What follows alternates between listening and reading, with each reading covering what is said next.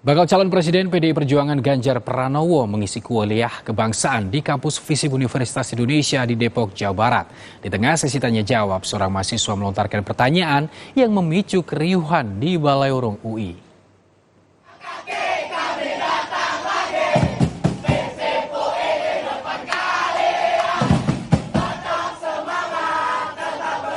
Para mahasiswa FISIP UI ini riuh menyambut kedatangan Ganjar Pranowo dengan yel-yel.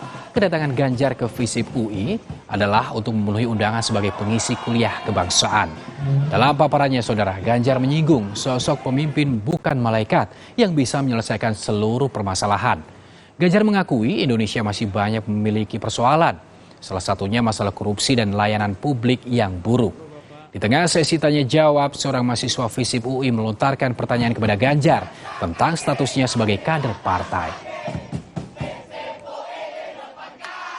Pertanyaan saya, jika Bapak terpilih sebagai Presiden ke-8, apakah Bapak tetap dengan prinsip tuanku ya rakyat, gubernur hanya mandat, dan tidak menjadi boneka Megawati? Saya digebukin oleh teman sendiri, dan itu buat saya, kami biasa saja. Belum putus kok, belum putus itu dinamika seperti itu saya nikmati biasa saja. Saya kader partai, tapi presiden bukan. Gubernur bukan. Itulah melayani.